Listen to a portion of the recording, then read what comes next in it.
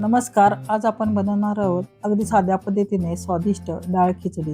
त्यासाठी मी 1 वाटी तांदूळ घेतलेले आहेत, पाव वाटी मुगाची डाळ घेतलेली आहे व पाव वाटी मसूरची डाळ घेतलेली आहे, पाव वाटी तुरीची डाळ घेतलेली आहे. आता ह्या सर्व डाळी व तांदूळ आपल्याला स्वच्छ पाण्याने 2-3 वेळा धुवून घ्यायचे आहेत व आपण 10 मिनिटं तसंच ठेवणार आहोत.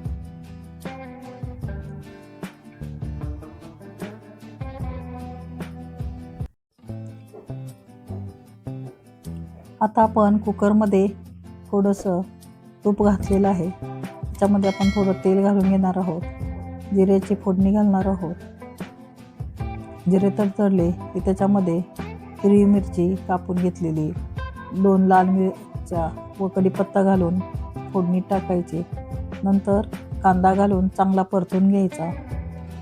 कांदा परतल्यानंतर आपण टोमॅटो घालणार आहोत. टोमॅटोही चांगला परतून घालायचा. टोमॅटो चांगला परतल्यानंतर त्याच्यामध्ये बेसिक जे मसाले आहेत ते घालणार आहोत. याच्यामध्ये हळद, हिंग, धणेपूड, जिरेपूड, मीठ, थोडंसं लाल तिखट घालून परतणार आहोत. ही डाळ खिचडी पचायलाही हलकी व एकदम सोपी आहे. अगदी साधी व चवीला अतिशय उत्तम लागते. आता हे मसाले आपण चांगले परतून घेणार आहोत. एकदम मंद गॅसवर आपल्याला हे मसाले चांगले परतून घ्यायचे आहेत. आता आपण याच्यामध्ये डाळ व तांदूळ धुवून ठेवलेलं होतं ते घालायचं आहे. ह्या डाळ खिचडीमध्ये तुम्हाला जेव्हा पाणी घालतो तेव्हा जर डाळ खिचडी सुट्टी पाहिजे असेल तर पाणी कमी प्रमाणात घाला व जास्त पाहिजे असेल तर नेहमीपेक्षा जास्त पाणी घाला. त्यामुळं एकदम मऊ व स्वादिष्ट डाळ खिचडी तयार होते. आता हे सगळं मिश्रण परतून घेऊन आपण याच्यामध्ये पाणी घालून घेणार आहोत.